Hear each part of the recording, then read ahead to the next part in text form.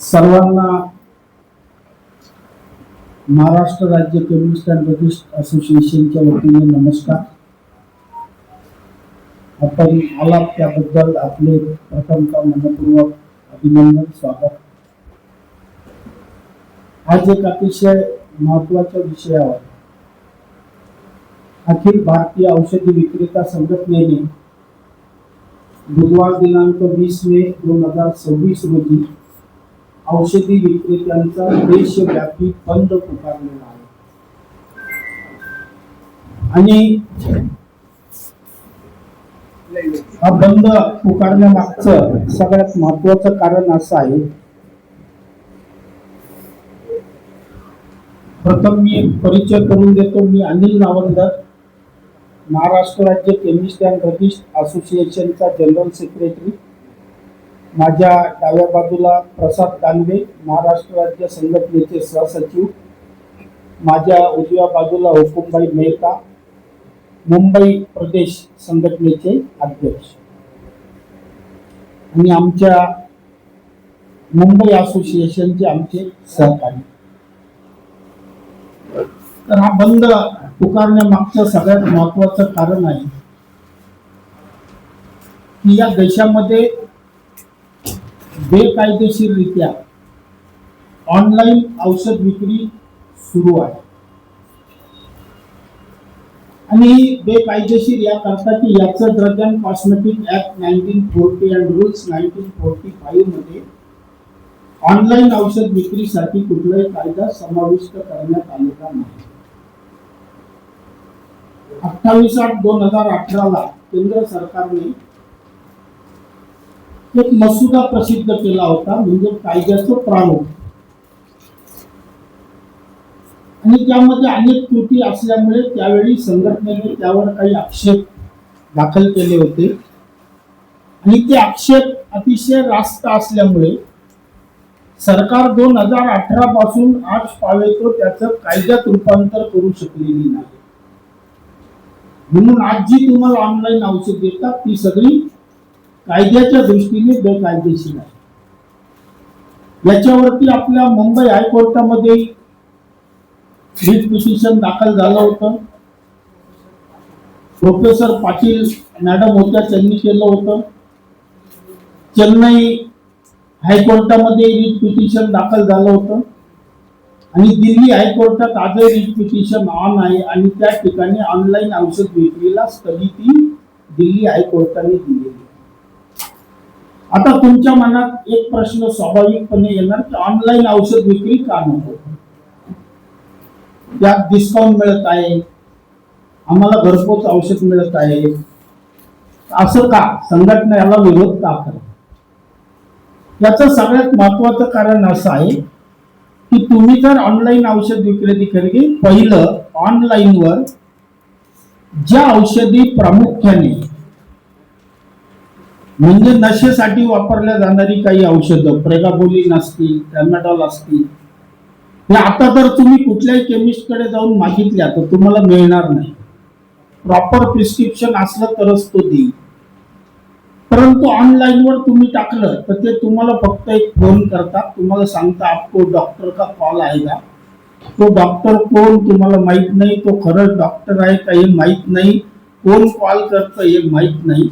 आणि त्या ठिकाणून तुम्हाला विचारलं जातं या औषधाचं तुम्ही हे केलंय का, तुम्ही हे घेतलंय का. झालं, 2 प्रश्न विचारून प्रिस्क्रिप्शन अप्रूव्ह.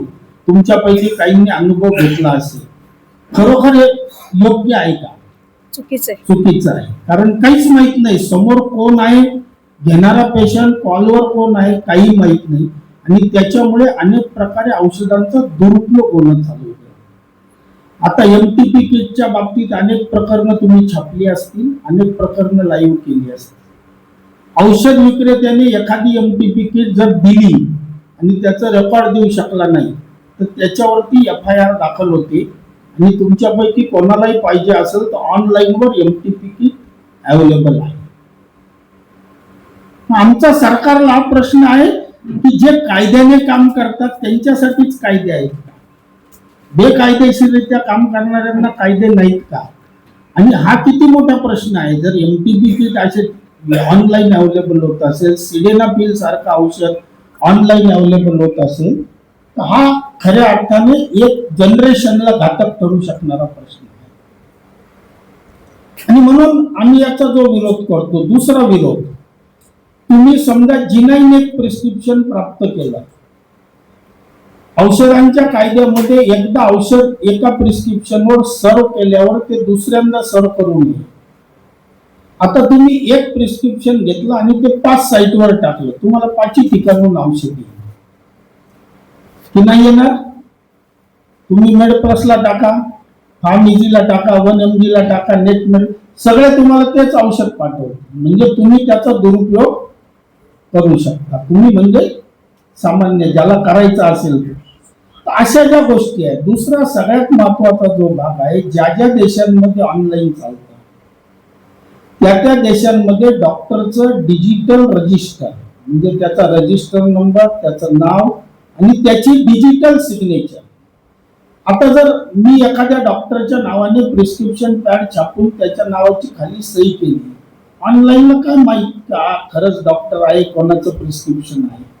तर त्याच्यासाठी जी आवश्यक बाब आहे सगळ्यात महत्वाची, की डिजिटल सिग्नेचर जी टॅली करता आली पाहिजे. आणि बहुतांश प्रदेशामध्ये जिथं प्रिस्क्रिप्शन ऑनलाईन दिल्या जातं ते पेशंटच्या हातात दिल्या जात नाही. ते पेशंट ऑनलाईन केमिस्टकडे जातं आणि डॉक्टर त्याला सांगतो इथं जाऊन, जो काही त्याचा केमिस्ट असेल त्याला जातात, तिथून तो त्याला औषध देतो, प्रिस्क्रिप्शन नाही. त्याचा दुरुपयोग करू शकत नाही, तो दुसऱ्यांना वापरू शकत नाही. ह्या अशा अनेक त्रुटी ज्या भारतामध्ये या कायद्यामध्ये आहेत त्या आम्ही सरकारला अधोरेखित केल्या. आणि मग सरकारने, आमचा सक्त विरोध असा आहे की या ऑनलाईन मुळे आता सध्याच्या काळामध्ये तुम्ही स्पुरियस औषधांची कधीतरी एखादी बातमी छापणारे आता रेग्युलर बातम्या झाल्या आहेत. इथं इतका साठा पकडला, इथे फॅक्टरी पकडली, इथे पकडली. याला सगळं ऑनलाईनचं चॅनल सहजपणे उपलब्ध झालेलं आहे आणि किती ऑनलाईन साईटवर स्पुरियस औषधं मिळालेली आहेत असं अनेक वेळा FDA कडे सिद्ध सुद्धा झाले. तर आमचं हे म्हणणं आहे की अशा प्रकारे या सगळ्या घटना घटत असताना 17 वेळा आम्ही JP नड्डाजी, जे फॅमिली अँड वेलफेअरचे मिनिस्टर्स आहेत, त्यांना याबाबत पत्र दिलं. त्यांच्याकडनं मेमोरंडमला प्रतिसाद न मिळाल्यामुळे, आम्हाला अपॉइंटमेंट मागितल्यावर अपॉइंटमेंट न मिळाल्यामुळे आम्ही नरेंद्र मोदीजींना, आपले आदरणीय प्रधानमंत्रीजी, त्यांनाही या बाबतीतली निवेदन दिली. आम्हाला प्रतिसाद मिळाला नाही आणि त्यामुळे अखेर आम्हाला एक लोकशाही मार्गाने 1 दिवसाच्या बंदचा निर्णय घ्यावा लागला. दुसरा महत्वाचा मुद्दा आहे की कॉर्पोरेट्स कडनं दिलं जाणार, आज ग्राहक काय अट्रॅक्ट होतोय ऑनलाईन कडे, त्याला डिस्काउंट मिळतात, पण त्याला हे माहित नाही की याचे तोटे काय आहेत. पहिलं तर औषधाची गॅरंटी, दुसरं समोरासमोर औषधाबद्दलची कुठली चर्चा नाही, तिसरं एखादं औषध मागवलं, डॉक्टरने बदलून दिलं, तुमच्या नियमित केमिस्ट कडे जाऊन तुम्ही ते बदलून दुसरं घेऊ शकता, तिथं काही चान्स नाही, परत दुसरं बोलवा. त्यानंतर येणारी औषधं ही योग्य तापमानात साठवलेली आहेत नाही आहेत, कोणाच्या मार्फत डिलिव्हर झालेली आहे याचा काही स्रोत तुम्हाला माहित नसतो, घरी आलेलं पार्सल फक्त घ्यायचं आहे. मग औषध ही काही चैनीची वस्तू नाही की फक्त डिस्काउंट म्हणून. अन्य कमोडिटी जेव्हा आपण मागवतो तेव्हा आपल्याला माहिती असतं की मी एक ऑर्डर केलेली वस्तू ती योग्य आहे नाही आहे, ती मला कपडा असेल तर मला चॉईस नसेल तर परत करता येऊ शकेल. एखादी दुसरी वस्तू मागवली तर ती आम्हाला कळेल की ही बरोबर मागवलेली वस्तू आली आहे किंवा नाही आली आहे. औषधाच्या बाबतीत सामान्य माणसाला याचं ज्ञान नसतं, तो फक्त टॅली करणारा, हे आलं आहे घेऊन टाका, त्याची क्वालिटी, त्याचा दर्जा, त्याची योग्य तापमानात साठवणूक हे काही माहित नसतं. आणि त्याच स्पुरियस औषधं आजकाल AI जनरेटेड सगळ्या गोष्टी झाल्यामुळे अशा प्रकारचं पॅकिंग येतं की कंपनीही स्वतःचं ओरिजिनल पॅकिंग आणि डुप्लिकेट पॅकिंग सहजासहजी ओळखू शकत नाही. अशा अनेक घटना समोर आल्या आहेत. तर अशा वेळी ग्राहकाने काय करायचं, त्याच्यामुळे आम्ही ग्राहकांना ही विनंती करतो आणि सरकारला सांगितलं की या सगळ्या कॉर्पोरेट कंपन्या या IPOच्या माध्यमातून पैसा जमा केलेला आहे किंवा फंडिंगच्या माध्यमातून केलेला आहे आणि एक कॅपिटल बर्न करून छोट्या व्यापाऱ्याला समाप्त करण्यासाठी नुकसान करून व्यवसाय करताय. यांच्या बॅलन्स शीट तुम्ही जरी नेटवर बघितल्या की फार्म इजीची बॅलन्स शीट, मेड प्लसची बॅलन्स शीट, नोबलची बॅलन्स शीट, वेलनेसची बॅलन्स शीट, तुम्हाला सगळ्या बॅलन्स शीट हजारो करोडने लॉस करताना दिसते.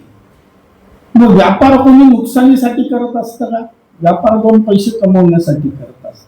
मग या कंपन्या हजारो करोडचा लॉस करून काय करताय की छोट्या व्यापाऱ्याला संपवायचं, नंतर या व्यापारावर कब्जा करायचा, नंतर मनमानी पैसा कमवायचा. ही कॉर्पोरेट स्ट्रॅटेजी आज भारतावर वापरली जात आहे. आणि फक्त औषधीच्या बाबतीत नाही, अनेक कमोडिटीच्या बाबतीत. पण आम्ही फक्त आत्ताचा फायदा बघतोय. याच्यातनं दुसरं, उद्या ही दुकानं चालवणारी तुमची आमचीच मुलं, नातेवाईक कोणीतरी आहे. ही छोटी दुकानदार संपली तर यांच्या उद्या भवितव्याचं काय, यांच्या रोजगाराचं काय, यांच्या चरितार्थाचं काय? सरकारला हा सुद्धा विचार केला पाहिजे. कारण हा इकॉनॉमिक इम्बॅलन्स करणारा पण फार मोठा भाग आहे. तर आम्ही सांगितलं सरकारला की ह्या सगळ्या बाबी तुम्ही तपासल्या पाहिजे. फक्त फॉरेन इन्व्हेस्टमेंट आलं पाहिजे, फक्त लोकांना स्वस्त मिळतं म्हणून चाललं पाहिजे.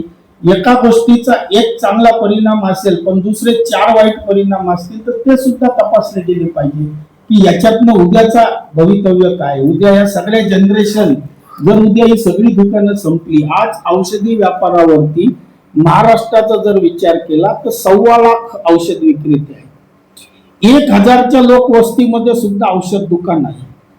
1000च्या लोकवस्तीमध्ये कोणतं ऑनलाईन तिथं पोहोचणार आहे? तिथं औषध कधी देणार आहे? रात्री बेरात्री तुम्हाला इमर्जन्सी मध्ये औषध लागलं तर तुमचा नियमित ओळखीचा कोणी केमिस्ट असेल किंवा जो 24/7 तिथंच जाऊन तुम्हाला औषध घ्यायचं आहे. तुम्हाला ऑनलाईन कुठे मिळणार?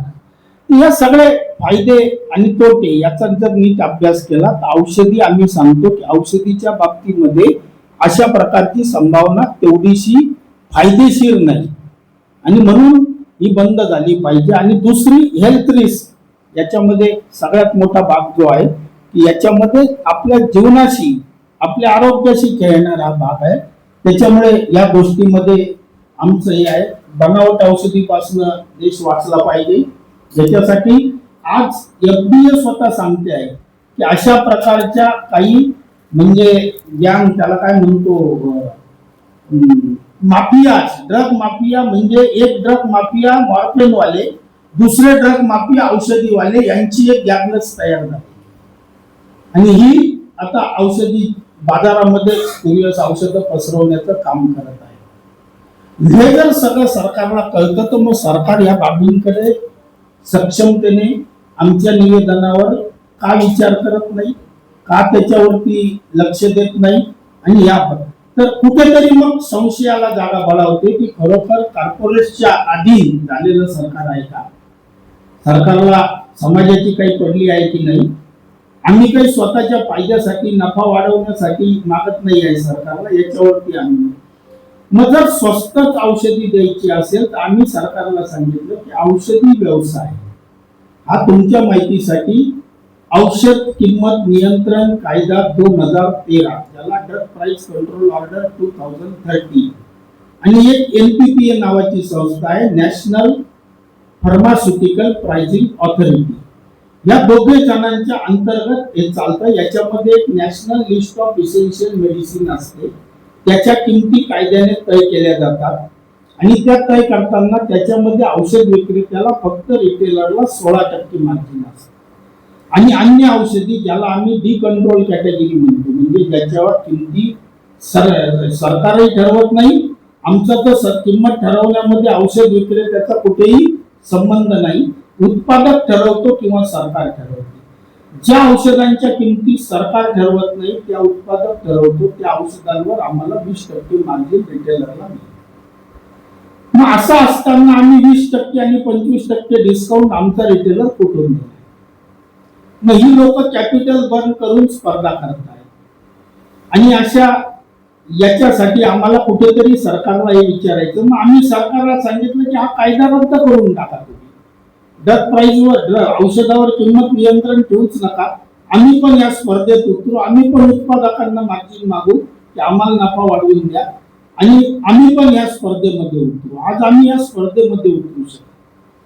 अनेक वेळा अनेक बातम्या प्रसिद्ध होतात की औषधावर इतकं मार्जिन, 200 रुपयाची वस्तू 800 रुपयाला, अशाही काही बातम्या प्रसिद्ध होताना दिसतात.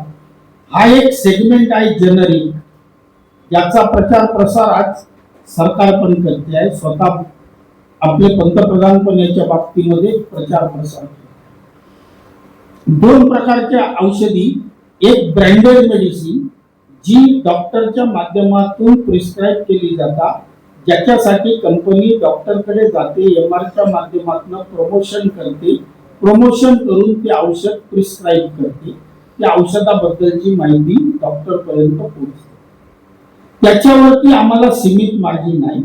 दुसरा जेनरिक सेगमेंट आहे. काही कंपन्या जेनरिक ब्रँड चालवतात, ज्याच्यामध्ये एमआरपी जास्त असते, प्राइस कमी असते, आणि त्याच्यावरती हे जे बोर्ड लागलेले तुम्हाला दिसतात 20% ते 50%, 70%, हे सगळं जेनरिक औषधांवर डिस्काउंट मिळतं, कारण त्याच्यावरती एमआरपी जास्त असते. आणि ते सगळ्या नियमित दुकानदारांकडे, आमच्याही सर्व सभासदांकडे उपलब्ध आहे.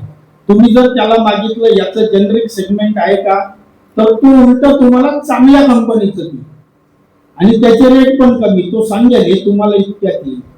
असं काही नाही आहे. परंतु या सगळ्या व्यापाराचा जर अभ्यास केला तर आजही भारतामध्ये जेनरिक औषधांचा एकंदर सेल साधारण 10 ते 12% आहे. भारताचा औषधी व्यवसाय 2 लाख करोड पेक्षा जास्त डोमेस्टिक आहे आणि जवळपास 2.25 लाख करोडचं आम्ही औषधी एक्सपोर्ट करतो. अमेरिकेसारख्या देशाला सुद्धा जेनरिक औषधांचा पुरवठा करणारा एक मोठा देश म्हणून भारत आहे.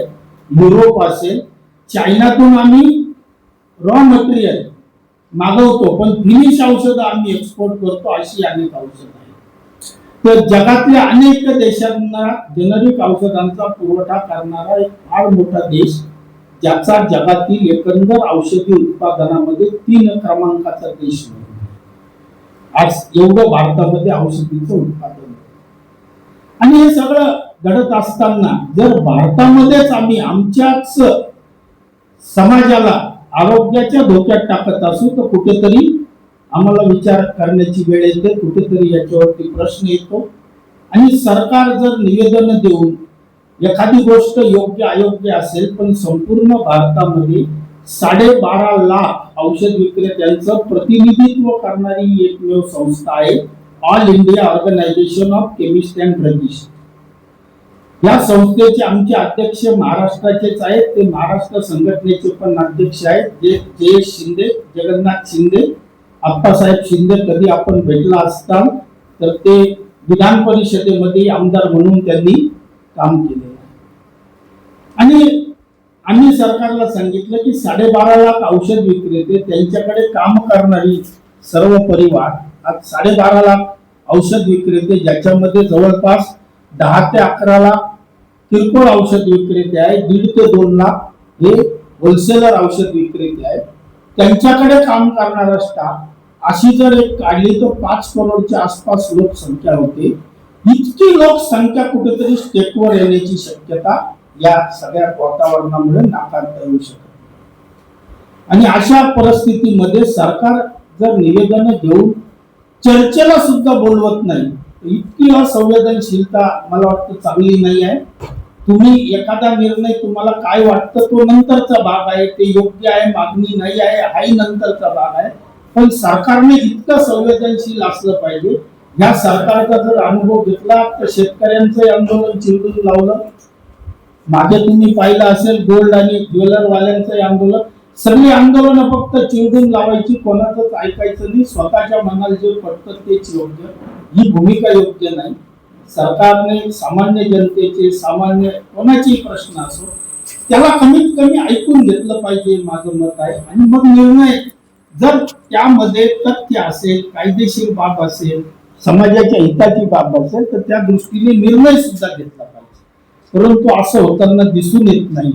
आणि या सगळ्या बाबीमुळे आम्हाला शेवटी एक पर्याय उरला की सरकारचं लक्ष आणि समाजाचंही लक्ष, समाजाला खऱ्या अर्थाने कळालं पाहिजे की ऑनलाईन औषधी म्हणजे त्यातले धोके काय आहेत, फक्त डिस्काउंट म्हणून त्याचे धोके काय आहेत, स्पिरियस औषधांचा शिरकाव कशा पद्धतीने होत आहे, कॉर्पोरेट ज्या डिस्काउंट देत आहे त्याचे दुष्परिणाम उद्या आपल्या सगळ्यांना काय भोगावे लागणार आहे. मी सांगितलं, प्रत्येक औषधीचा दुकानदार हा कुठेतरी कोणाच्या तरी आपल्यापैकी नात्यात असेल, आपल्यातला असेल, भाऊ असेल, भाचा असेल, कोणी तर आहे. आपलीच मुलं किंवा आम्ही सगळी काम करणारी मंडळी समाजातली आहोत. ही उद्या सगळी संपून जातील हे समाजाला मान्य आहे. हाही कुठेतरी विचार करण्याचा प्रश्न आहे आणि यावर सरकारने गांभीर्याने विचार करावा अशी आमची सरकारला विनंती आहे. आंदोलनाला आम्ही 1 दिवसाचा बंद सरकारचं लक्ष वेधण्यासाठी आणि समाजासमोर आमची बाजू मांडण्यासाठी 1 दिवसाचा बंद केला आहे. सरकारने यावरही आम्हाला जर योग्य न्याय दिला नाही तर कदाचित येणाऱ्या काळात आंदोलनाची दिशा बदलेल आणि जो काही लोकशाही मार्गाने आंदोलनाचे मार्ग उपलब्ध आहेत त्या दृष्टीने संघटना पुढील आंदोलनाचं पवित्र घेईल. आणि या सर्व बाबी आपण पत्रकार हा लोकशाहीचा 4था स्तंभ आहे, आपण सुद्धा या बाजू या समाजाच्या दृष्टीने महत्वाच्या आहेत त्या योग्य रीतीने समाजापर्यंत पोहोचवाव्या. आणि हे प्रश्न मला वाटतं तुमचे आमचे सगळ्यांचे आहे, आपल्या आरोग्याशी संबंधित आहे. आणि आज मी कायम सांगतो की आपल्या सगळ्यांची, आता आपण मुंबईत राहता पण संपूर्ण महाराष्ट्रात राहणारी जी लोक आहेत त्यांची मुलं मुंबई, पुणे, नागपूर इथे कोणी जॉब साठी असेल, आपल्यातलंही कोणी बाहेरून येऊन इथं काम करत असेल अशी असतील, तर ही सगळी मुलं बाहेर राहतात. ते आज स्टेकवर आहेत, आईबापांना माहितच नाही, त्याला MTP किट पण मिळून राहिलं, नशेचं औषध पण मिळून राहिले. किती म्हणजे विचार केला तर भयानक विदारक स्वरूप आहे. याचा कुठेतरी विचार झाला पाहिजे आणि त्या दृष्टीने सरकारने योग्य ती पावले उचलली पाहिजेत अशी आमची सरकारकडे विनंती आहे. आणि त्या दृष्टीने हे आंदोलन 23 तारखेला महाराष्ट्र राज्यातील संपूर्ण औषध विक्रेते या 20 मेला महाराष्ट्र राज्यातील संपूर्ण औषध विक्रेते या बंद मध्ये सहभागी होऊन सरकारचं लक्ष वेधण्याचा प्रयत्न करणार आहे. नमस्कार. आता ऑनलाईन औषधं मागवण्याचा सर्वात धोक्याचा एक प्रकार फक्त सांगतो. मी प्रसाद दानवे, मुंबईचा अध्यक्ष आहे. गोरेगावला नेस्को ग्राउंडवर एक कॉन्सर्ट झाला होता आणि त्या कॉन्सर्ट मध्ये काही औषधं MD मागवलं गेलं.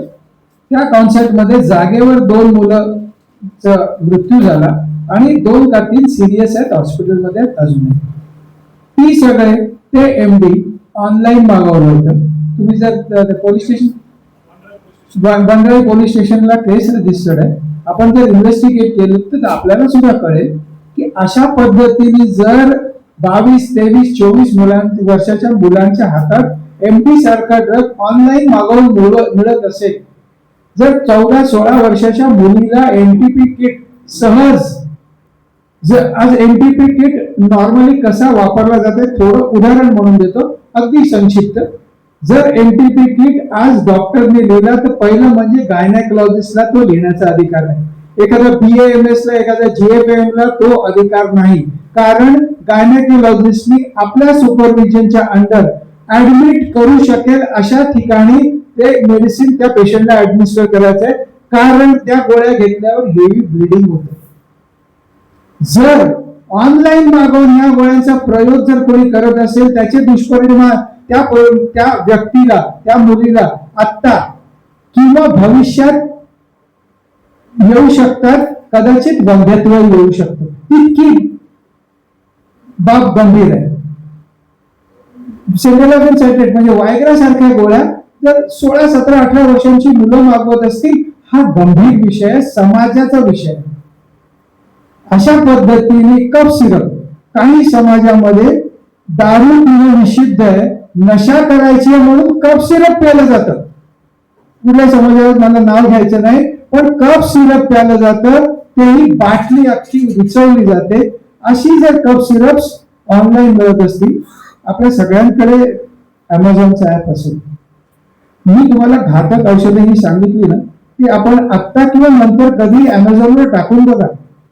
आम्हाला सांगायची गरज नाही, तुम्हीच सांगाल ह्याच्या पुढचं आणखी काय काय आहे. अमेझॉन सारख्या साईटवर जर अशी औषधं मिळत असतील तर मात्र ही बाब देशाच्या, आम्ही एका ट्रेडचे ट्रेडर जरूर आहोत, पण आम्ही या देशाचे नागरिक सुद्धा आहोत. तुम्ही म्हणाल मग ह्या वस्तू औषध दुकानात मिळत नाहीत. जसं अनिल भाऊंनी सांगितलं, एमटीपी किट ज्या वेळेला एक झगडे म्हणून अधिकारी होते, एमटीपी किटची चौकशी झाली, ज्या केमिस्टनी विकले त्यांच्यावर स्त्री भ्रूण हत्येचे गुन्हे लावले गेले आणि त्याची केसेस अजूनही चालू आहे. ह्या गोष्टी गंभीर आहेत. या गोष्टीकडे आपण सर्वांनी आमची बाजू जनतेपर्यंत मांडावी. स्वस्त मिळणारी प्रत्येक गोष्ट चांगलीच असते असं नाही. आणि 1.5 लाख रुपये तोळा असलेलं सोनं जर 80,000ला दिलं तर खरंच सोनं आहे का, हे विचार करायला पाहिजे. धन्यवाद. कोणाला काही प्रश्न असतील? प्रश्न असा आहे, एखादी कोणतीही गोष्ट असेल तर त्याचा फायदाही असतो आणि नुकसानही असतो. काही फायदे सांगू शकाल ई फार्मसीचे? तुम्ही ई फार्मसीचे फायदे सांगू शकाल का? बघा, ई फार्मसीचा एकच फायदा सध्या जो सगळ्यांना दिसतोय ते मिळणारा डिस्काउंट. याच्या पलीकडे फायदा कुठलाच नाही. तर कोरोना काळामध्ये सगळ्यात जास्त फायदा ई फार्मसीचा झाला. कोरोना काळामध्ये सगळ्यात जास्त फायदा ई फार्मसीचा झाला. कसा काय? कोरोना काळामध्ये प्रत्यक्ष नाही, तर तुमच्या माहितीसाठी कोरोना काळामध्ये ई फार्मसीने कुठली औषधं पोहोचवली नाही. तुमच्याकडे काही डाटा असेल तर द्या. भारताचे पंतप्रधान यांनी आमचे अध्यक्ष जगन्नाथ शिंदे यांच्याशी वार्तालाप केला, व्हिडिओ कॉलिंग कॉन्फरन्सिंग झालं. आम्ही त्यांना शब्द दिला की संपूर्ण भारतात औषधी पुरवठ्याची व्यवस्था निरंतर चालू ठेवू. ती संपूर्णपणे चालू होती आणि आपल्याच नियमित औषध विक्रेत्यांनी औषध पुरवठा केला आहे. फार क्वचित काही ऑनलाईन असेल, कारण तेव्हा काय होतं बघा, एका जिल्ह्यातून दुसऱ्या जिल्ह्यात दळणवळणच नव्हतं. औषध कुठून येणार? सगळं बंद होतं. औषध द्यायला जागत नव्हती. लोकल औषधांनी दिल्या. आणि त्यावेळी हा जो 220चा GR आम्ही आता ज्याच्याबद्दल बोलतो आहे, होम डिलिव्हरीचा GR, कारण कायद्यात होम डिलिव्हरीचा समावेश नाही आहे. ड्रग अँड कॉस्मेटिक ऍक्ट मध्ये in the presence of pharmacist तिथं औषध दिलं पाहिजे, होम डिलिव्हरी. मग त्यावेळी विशेष त्याचा GR काढण्यात आला आणि तो GR आज तागायत चालू आहे. आता आम्ही सरकारला म्हटलं की याचा दुरुपयोग होतो आहे, हा रद्द करा. आज सगळी दुकानं उघडी झाली आहे. तर ऑनलाईनचा तो फायदा आहे असं 1% पण आम्ही मानणार नाही. ग्राहकांना कमी किमतीत भेटतात हा पण एक फायदा नाही. नाही, तर त्याचे दुष्परिणाम आम्ही सांगितले की फक्त स्वस्त मिळतं, पण ते खरोखर आहे का? त्या औषधीचे बाकी दुष्परिणाम काय? दुसरं, त्या औषधाची गरज आहे का? कधी औषध बदलून लागलं तर मिळते का? औषध एखाद्या वेळी 1 पत्त्याऐवजी 4च गोळ्या पाहिजे, मिळतं का? तुम्हाला परंपरागत औषध दुकानदाराशिवाय फक्त ऑनलाईनवर औषधीवर अवलंबून राहिल्या जाऊ शकतं का? हा सगळ्यात महत्वाचा प्रश्न आहे. काही वेळा ऑनलाईन येऊ शकतं, पण रोज ऑनलाईनवर तुम्हाला एखादी सिव्हिअर, आता समजा काही सिव्हिअर डायरिया आहे, ऑनलाईन औषध येईपर्यंत तो पेशंट सिरियस होऊन हॉस्पिटलमध्ये दाखल झालेला आहे. कारण डिहायड्रेशन वाढेल, त्याला इमिजिएट औषध पाहिजे, त्याला बाकी काही नाही पाहिजे. तर असे अनेक आजार मी सांगेल, एक सांगितला तर असे. आता समजा तुम्हाला सिव्हिअर पोटात दुखत आहे, तर ऑनलाईन औषध येईपर्यंत पोटदुखी घेऊन बसणार आहे का? ताबडतोब औषध पाहिजे. मी नियमित दुकानदाराशिवाय पर्यायच नाही आहे. हा थोडासा वेगळा व्यवसाय, हेच आम्ही सांगतो आहे की हा व्यवसाय काही असं नाही की मी प्लॅन्ड करून काही गोष्टी मागून घेतल्या की 8 दिवसांनी 4 दिवसांनी आलं तरी चालेल, ऑर्डर केलं तरी चालेल, अशी कमोडिटी नाही आहे. ही कमोडिटी वेगळ्या प्रकारची आहे. दुसरं, या कमोडिटी मध्ये स्टोरेज कंडिशन आहे. खरोखर ते औषध योग्य कुठून आलं आहे का? फार्मासिस्टच्या देखरेखीखाली आलं. म्हणजे एखादा फायदा तुम्ही जर असेल तर त्याचे नुकसान जास्त आहे. हा सगळ्यात महत्वाचा. त्यावर हाच पर्याय का की बंद करणे? नाही, आम्ही सरकारला सांगितलं आमच्या मेमोरंडमही वाद त्याच्यातही आहे. नियम का बनवू शकत नाहीये तुम्हाला? सरकारने 2017 साली आणि तो GSR दिला आहे ना, की GSR 817 जो आलेला आहे, त्या GR मध्ये 2018ला प्रयत्न केला सरकारने याचे कायदे बनवण्याचा, त्याचं प्रारूप दिलं. परंतु काय झालं, त्याच्यात आम्ही अनेक गोष्टी अशा सांगितल्या ज्या प्रॅक्टिकल नाही आहे, की एकच प्रिस्क्रिप्शन 5 ठिकाणी जाऊ शकतं. त्याला रोखणार कसं? डॉक्टर आयडेंटिफिकेशन करणार कसं? उद्या तुम्ही मी एखाद्या डॉक्टरच्या नावाने चिठ्ठी बनवून टाकून दिली, त्याच्यावर औषध मिळेल. आता तुम्ही तुमच्या एरियात जा, तुमच्या एरियातला प्रतिदेश एखादा डॉक्टर असेल, त्याच्या नावाने तुम्ही चिठ्ठी बनवा, खाली सही करा. तुम्हाला आजूबाजूचा दुकानदार ताबडतोब तुमच्याकडे दोनदा बघेल की अरे वो डॉक्टर साफ करने लगता है, उनका हस्ताक्षर नाही. हे जे प्रोटेक्शन मिळतं तिथं मिसयूज होऊ शकत नाही. इथं काहीच माहित नाही ते ऑनलाईन वाल्याला, किंवा तुम्ही प्रिस्क्रिप्शनच नाही टाकलं, त्याच्यावर एक ऑप्शनच येते डायरेक्ट, प्रिस्क्रिप्शन आहे का, प्रिस्क्रिप्शन नाही का. नाही म्हटलं तर तिथून तुम्हाला दोन ऑर्डर गेली की 2 मिनिटात कॉल येते, आपको 10 मिनिट में डॉक्टर का कॉल आएगा. कॉलवर काय विचारतो ते तुम्ही तपासून पहा एकदा, खरोखर हे योग्य आहे. दुसरं, आजही भारतामध्ये टेलिपॅथीचा कुठलाही कायदा अस्तित्वात नाही. याला म्हणतात टेलिपॅथी, म्हणजे टेलिफोनवर पेशंटला औषधोपचार करणे. ती आजही कायदेशीर नाही आहे, म्हणजे तो सुद्धा एक गुन्हा आहे. पेशंटला प्रत्यक्ष बघितल्याशिवाय, त्याची फिजिकल कंडिशन बघितल्याशिवाय औषधोपचार करता येत नाही.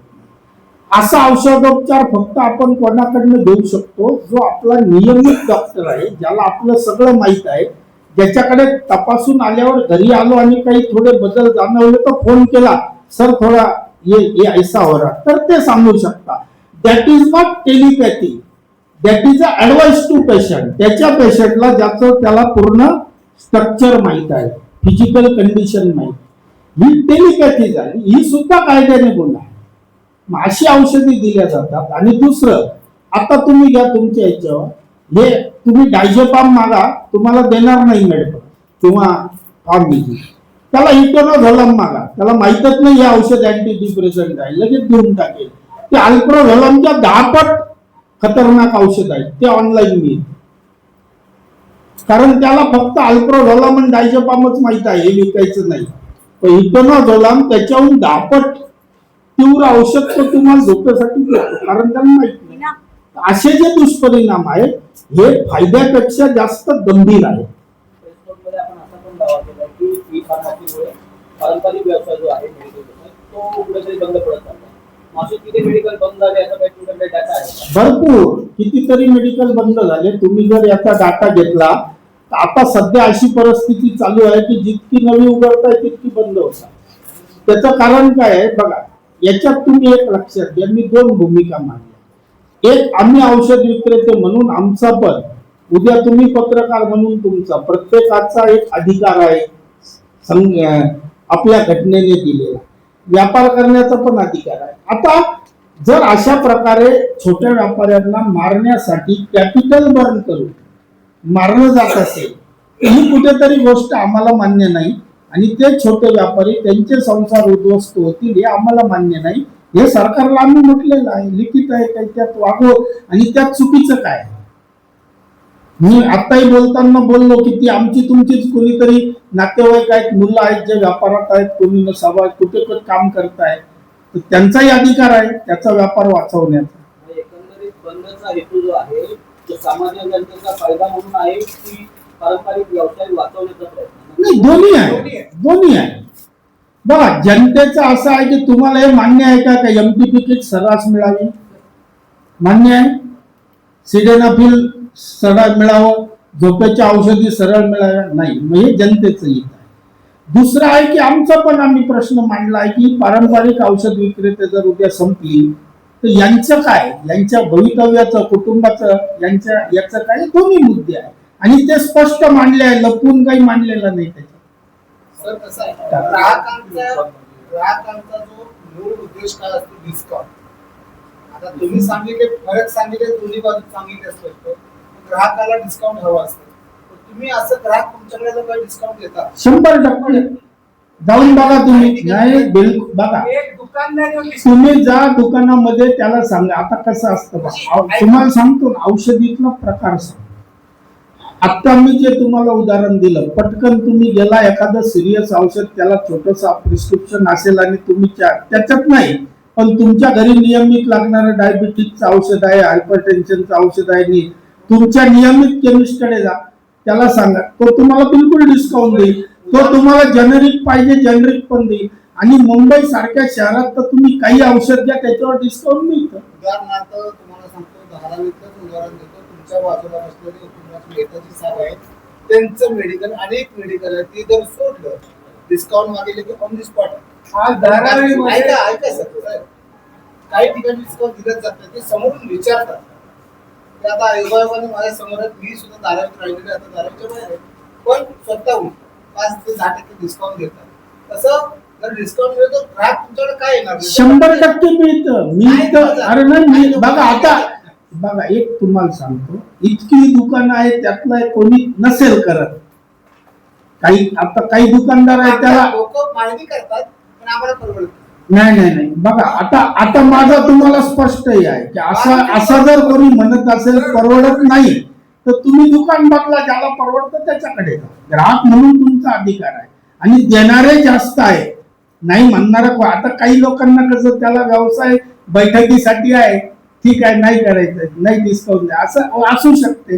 आता इतक्या 1.25 लाख दुकानामध्ये काही लोक अशी असू शकतात. So you want to say something about Dharavi? Please speak. sir. धारावीमध्ये आज तुम्ही आत्ता जरी गेला एक 2-5 जर आहेत जसं भाऊ म्हणले, त्याच्याशिवाय 10% हा सगळ्यात कॉमन डिस्काउंट मिनिमम 10%. हा डिस्काउंट मिळेल आणि मिळेलच. बघा, आम्ही सुद्धा आमच्या व्यापाऱ्याला, सभासदाला आता सांगतो की एखादी गोष्ट, खरं सांगतो तुम्हाला, 10% डिस्काउंट देऊन दुकान चालवणं हे खरं तेवढंच हे नाही. परंतु आता शेवटी आम्ही सांगतो बघ रे बाबा, स्पर्धेत राहावं लागेल, याच्याप्रमाणे चालावं लागेल, व्यापाराची जशी सिस्टम बदलेल तुलाही ग्राहकाशी काही ना काही हे करावं लागेल. आता ते देत आहेत, करतायत पार्ट असं. आता तुम्ही जर नियम लागू जर केले नाही बघा, याच्यात कसं नियम असं करता येत नाही, सजेशन देता येतं. तर आमचं आहे सजेशन. आता मी सांगितलं तुम्हाला एका दुकान काही नसेल, पण बाकी दुकानं जनरल देतात. आणि धारावीतनं बाहेर येऊन सायन हॉस्पिटलकडे आला तिकडे फिक्स तर 20% सुद्धा मिळेल. 15 ते 20% देतात. आता तिथं 15 ते 20 काय असा प्रश्न तुमच्या मनात यायला पाहिजे. याला 10 परवडत नाही, त्याला 15 ते 20 परवडत, असं का? तो प्रॉफिट किती आहे हे तुम्हाला माहिती आहे, आम्हाला माहिती आहे, तो ओपन करायला पाहिजे. आमचं तर जनतेला म्हणणं आहे, आमचं सरकारला म्हणणं आहे, याचा उहापोह झाला पाहिजे. 10% औषधीवर मिळणारा अवास्तव नफा, मी कबूल करतो आहे ना, कुणी करतं का? 10% औषधीवर मिळणारा अवास्तव नफा, अवास्तव MRP ही आमच्या 90% व्यवसायाला बदनाम करत आहे आणि समाजामध्ये चुकीचा संदेश जातो. तिथं याच्यासाठी मिळतं की हॉस्पिटलच्या जवळ सर्जिकल आयटम, काही इंजेक्टेबल्स ज्याच्यावर हे प्रकार घडतात हे जास्त विकले जातात, त्याच्यावर त्याला नफा जास्त असल्यामुळे ते कापून देतात. सर इसमें आपका क्या लॉस है, कितना अभी तक आप लोगों को तकलीफ झेलना पड़ा है, उसकी जानकारी दीजिए. मैडम, आज मैं मुंबई का रिटेलर हूँ. 40 साल से मेरी दुकान है. 1985 का मैं रिटेलर हूँ. आज भी मेरी दुकान बैसर में है. एक जमाना था मेरे पास कुछ नहीं था, जो भी मिला है आज इस दुकान से मिला है, जो दुकान व्यवसाय में किया उससे मिला. लेकिन आज की परिस्थिति ऐसी है कि घर चलाना भी मुश्किल हुआ है. इतनी बुरी परिस्थिति आ जाई है. इसके कई पहलू है. कंपटीशन बढ़ना, डॉक्टरों ने अपने हॉस्पिटल्स में, अपने क्लिनिक्स में देना, और अंडरकटिंग यानी जो हम कहते हैं डिस्काउंट मिलना, और ऑनलाइन में जैसे पेशेंट घर में बैठा है उसको निकलने की जरूरत नहीं. आज पेशेंट बैठा है कांदिवली में, प्रिस्क्रिप्शन अपलोड किया जेप्टो पे या जोमेटो पे, डॉक्टर कॉल करता है हैदराबाद से कॉल आता है, साउथ इंडियन टोल मालूम पड़ता है, आपको ये प्रिस्क्रिप्शन लिखा है, और ये मैं कह रहा हूँ इसके लिए नहीं, आप डालो, आपको भी यही अनुभव आएगा, और प्रिस्क्रिप्शन की डिलीवरी हो रही है कहीं से. आज अगर मैं ये दुकान लेके बैठा हूं तो मेरा 6 महीने में 8 महीने FDA का इंस्पेक्शन होता है. मेरी दुकान में रखी हुई दवाइयों का सैंपल लिया जाता है, दवा सही है गलत है इसकी टेस्टिंग स्टेट FDA करता है. आज ऑनलाइन मेडिसिन कहीं से भी आ रहा है, उसकी तपास होता होगा नहीं होता होगा, पेशेंट बैठा है महाराष्ट्र में, दवाई आ रही है, समझो कि पटना से, तो कैसे हो पाएगा वो? ये सब बातें हैं। डॉक्टर प्रत्यक्षात डोळे तपासतात, जीभ तपासतात, त्वचा तपासतात, त्यानंतर स्टेथोस्कोपने ठोके तपासतात, नाडी तपासतात, वजन तपासतात, बीपी चेक करतात. तर ऑनलाईन वाले हे सर्व काय, मला त्याचा अनुभव नाहीये. ऑनलाईन मध्ये ग्राहक म्हणून सुविधाच काय, ग्राहक तुम्ही म्हणून फक्त प्रिस्क्रिप्शन टाकायचं फक्त किंवा लक्षणं. ऑर्डर टाईप करायची. म्हणजे फक्त लक्षणं सांगितली की काही त्याची लक्ष औषधं नाही, मिळतात. ते नाही. तुम्ही डायरेक्ट औषध टाकायचं, तुम्ही लिहायचं मला पॅरासिटामॉल 10 टॅबलेट आहे, 20 टॅबलेट आहे. आता ते विचारतात प्रिस्क्रिप्शन आहे का, तुम्ही म्हटलं नो, मग तिथनं तुम्हाला येतो की तुम्हाला 10 मिनिटात कॉल येईल. हा अतिशय महत्वाचा मुद्दा तर आहे हा ज्याच्यावर आमचा हाच जास्तीत point जास्त आहे फोकस केलं की पाहिजे. प्रत्येक ठिकाणी फक्त डिस्काउंट नाही बघितल्या जात, हा Discount कमी शरीराशी नाही. संबंधित आहे, आपल्या आरोग्याशी संबंधित आहे. आणि याचे काही असे किस्से घडले आहेत. म्हणजे ऑनलाईन अशी नशेची औषधं मागवून, तुमच्याकडे मला वाटतं तुम्ही प्रेसवाले ही माहिती असायला पाहिजे की नशेची औषधं ऑनलाईन मागवून त्याने घेतली आणि मग खुनासारखे प्रकार किंवा ज्याला म्हणतो गुन्हेगारी सारखे प्रकार असे आजकाल रोज बातम्या येत आहेत. मग हे काय आहे? हे दुष्परिणाम आहे ना, फार मोठा दुष्परिणाम. सर आपने अभी बताया कि आप लोग आंदोलन करने वाले हैं, तो आपका जो आंदोलन रहेगा वो कहाँ रहेगा? नहीं, अभी 20 तारीख को तो हमारा एक आजाद मैदान पे ही एक हमारे 1000 लोग, क्योंकि अभी थोड़ा सा देखो, हम भी आखिर इस देश के नागरिक है. हम पहले ये सोचते थे कि बसेस गाड़ियां भर भर के यहाँ पे 2-4-5 हजार लोग जमा करो, लेकिन पेट्रोल डीजल की किल्लत और सरकार के आह्वान को देखते हुए हमने उस संख्या को 1000 तक सीमित रखने का ये किया कि हमें सिर्फ सरकार को संदेश देना है. और उस हिसाब से आजाद मैदान पे आएंगे, सब काली फीट लगा करके वहां पे हम हमारी यही बात जो आपके सामने रखी वो रखेंगे.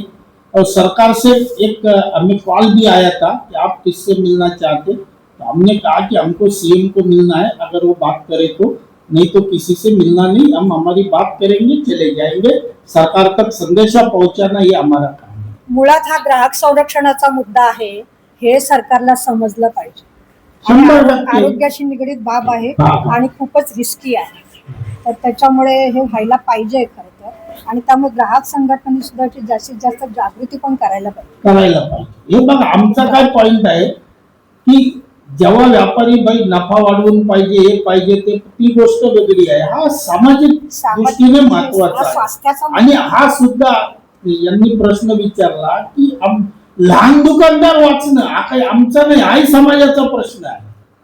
समाजामध्ये जर सगळी ही जमात संपली, जाईल कुठे ती? जॉब आहेत का तेवढे? करतील काय? मग उद्या गुन्हेगारी प्रवृत्ती वाढेल.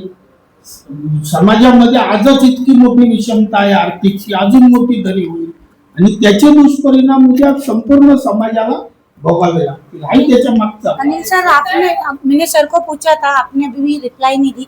अभी तक आप लोग का कितना लॉस हुआ है? हाँ बता, लॉस यानी देखो रुपये में लॉस नहीं बोल सकते. बिजनेस तो बहुत बड़े हाँ, बिजनेस में बहुत बड़ा फर्क पड़ा है. अगर 20 तारीख को आप बंद रखते हो और अगर उसकी वजह से मरीजों को कोई परेशानी हुई तो उसकी जिम्मेदारी कौन लेगा? क्या नहीं, देखो वो हम लेते हैं.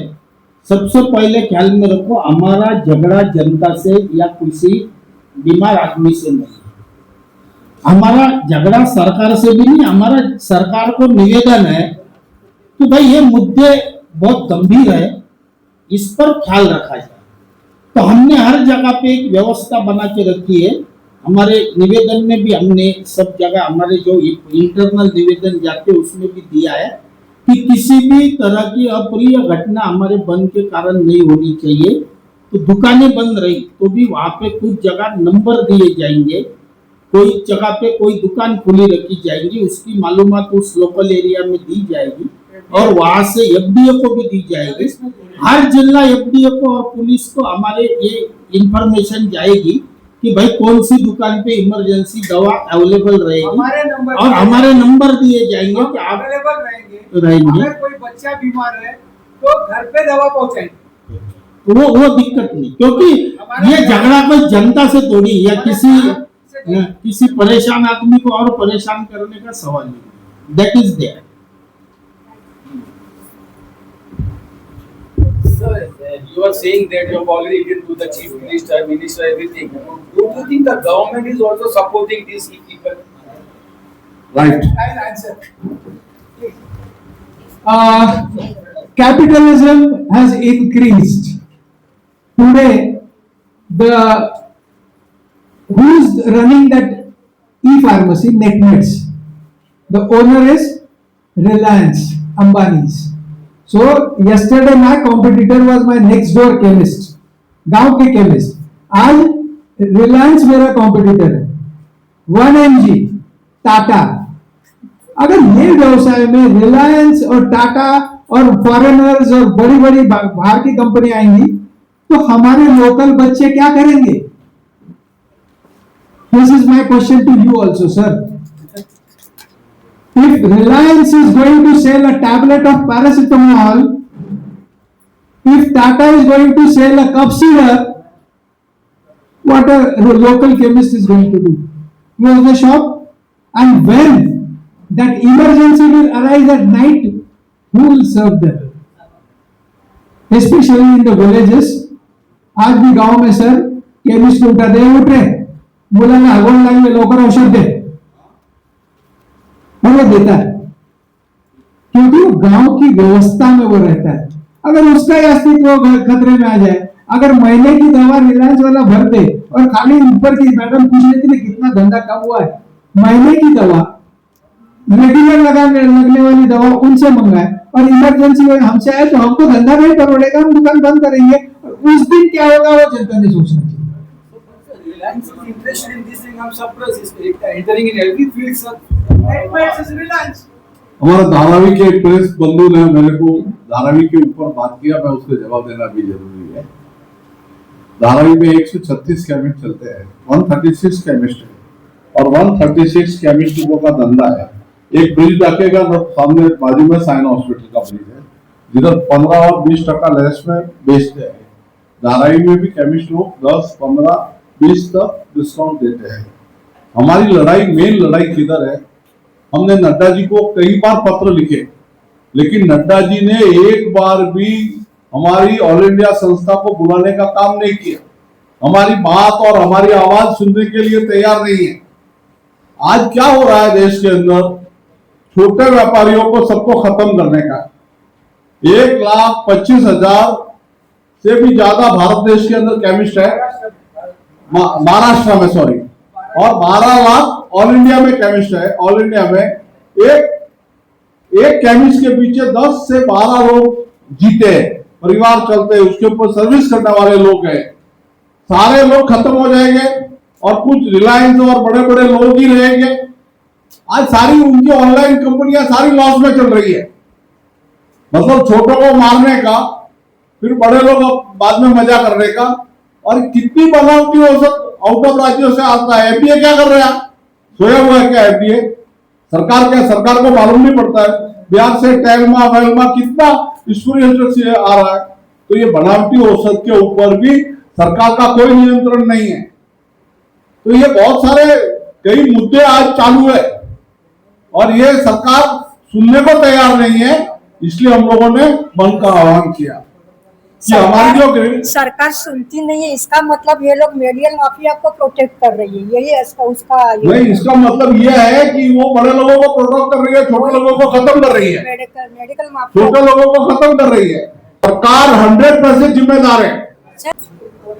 नहीं, देखो अभी क्या है, मेरे ख्याल से ये चीज एकदम कॉमनली, और जो आप जैसे लोग हैं जिनको थोड़ा सा इस फील्ड का ज्ञान दिया, तो ये क्लियर कट दिख रहा है कि अभी कारपोरेट्स के तरफ सरकार का झुकाव बहुत ज्यादा है हर क्षेत्र में. ये क्लियर नजरिया बन गया है और ये सामने समझ में आ रहा है. तो वो दवा के लिए भी लागू है.